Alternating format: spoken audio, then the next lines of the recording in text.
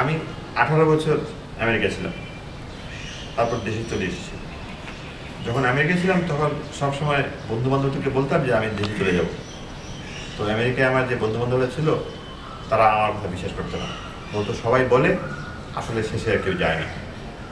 আমি দেখলাম যে আমার ছেলেমেয়েরা বড় হয়ে যাচ্ছে। একসময় দেখলাম যে ছেলেমেয়েদের বয়স প্রায় 8-10 বছর হয়ে গেছে। এখন যদি আমি দেশে না যাই, আমি বুঝতে পারলাম যে আমার আর দেশে যাওয়া হবে না, কারণ বাচ্চাদের উপরে তখন অনেক বড় একটা চাপ পড়বে। কাজে একদিন আমি এবং আমার স্ত্রী বাচ্চাদের দুজনকে নিয়ে আমরা দেশে চলে এসেছি এবং একটা বিশ্ববিদ্যালয়ে যোগ দিয়েছি। কাজে আমি আসলে খুব ভালো করে জানি যারা দেশের বাইরে থাকে দেশের জন্য তাদের মনটা কীরকম করে, এটা আমার থেকে ভালো করে মনে হয় আর কেউ জানে না, কারণ আমি 18 বছর সেই অনুভূতিটা আমি অনুভব করেছি। আমি জানি দেশের বাইরে যারা থাকে তাদের সমস্ত মনটা আসলে দেশে পড়ে থাকে।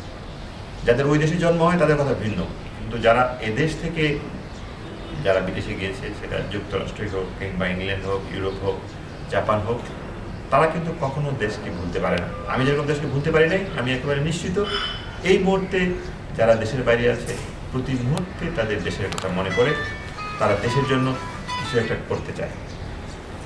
আমরাও করতে যাইতাম যখন ছিলাম সেখানে। আমার মনে আছে যখন এই দেশে ঘূর্ণিঝড় হতো আমরা সবাই মিলে টাকা কালেক্ট করে দেশে পাঠাতাম। আমরা সবাই মিলে একটা ঘূর্ণিঝড়ের শেল্টার তৈরি করেছি, আমরা স্কুলকে সাহায্য করার চেষ্টা করেছি। কিছু একটা করলে মনে হয় হ্যাঁ কিছু একটা করতে পারলাম। এই মুহূর্তে যারা বিদেশে আছে আমি জানি তারাও দেশের জন্য কিছু একটা করতে চাইছে।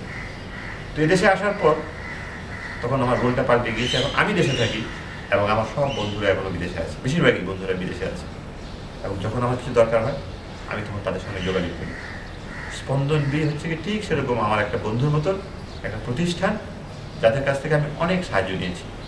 আমার বন্ধুরা আছে যারা স্পন্দন বির সদস্য, তারা মাঝে মাঝে অনেক সময় স্পন্দন বির পক্ষ থেকে অনেক সময় ব্যক্তিগতভাবে আমার কাছে কিছু টাকা পাঠিয়ে দেয় যে কোনো একটা স্কুলে কিছু সাহায্য করার জন্য। আমি সেই স্কুলে গিয়ে স্কুলের যত বাচ্চারা আছে তাদের সবার জন্য খাতা কিনে দিই। আমাদের দেশে সব স্কুলের বাচ্চাকে বিনামূল্যে বই দেওয়া হয়, কিন্তু বিনামূল্যে খাতা কলম পেন্সিল তো দেওয়া হয় না। কাজে অনেক স্কুল আছে এত গরিব স্কুল যে হয়তো গায়ে পড়ার কাপড়টা পর্যন্ত নেই, হয়তো নাস্তা না করে না খেয়ে স্কুলে এসছে, তারা খাতা কেমন করে কিনবে, কলম কেমন করে কিনবে। তো আমি ওই স্পন্দন দিয়ে যে বন্ধুরা টাকা পাঠায় তাদেরকে দেশে স্কুলে খাতা কলম কিনে দিই এবং তাদেরকে বলি তোমরা মন দিয়ে লেখাপড়া করো, তাহলে হয়তো আবার সামনের বছর তোমাদের জন্য খাতা কলম কিনে দেওয়া হবে। আর যদি দুষ্টুমি করো, লেখাপড়া না করো, তোমাদের খাতা কলম বন্ধ হয়ে যাবে। কিন্তু তাদের খাতা কলম বন্ধ হয় না। আমার বন্ধুরা প্রতি বছর তাদের জন্য টাকা পাঠায় এবং সে টাকা দিয়ে আমি তাদের জন্য খাতা কলম পেন্সিলগুলো কিনে দিই। শুধু তাই না, এবারে তো বন্যা হলো, ভীষণ বন্যা। আমি তখন আবার স্পন্দন বির সঙ্গে যোগাযোগ করেছিলাম যে বন্যায় অনেক বাচ্চাদের তাদের স্কুলের সমস্ত বই ভেসে গিয়েছে, খাতা ভেসে গিয়েছে, তাদের পড়া করার কিছু নেই। তারা আমাকে সাহায্য করেছিল এবং আমার মনে আছে প্রায় অসংখ্য ছেলেমেয়েদেরকে আমরা সাহায্য করেছিলাম। তাদের জন্য খাতা কলম পেন্সিল, একটা টি শার্ট, একটা ইরেজার, তাই না, লেখাপড়া করতে যা যা লাগে আমরা তাদেরকে দিয়ে সাহায্য করেছিলাম।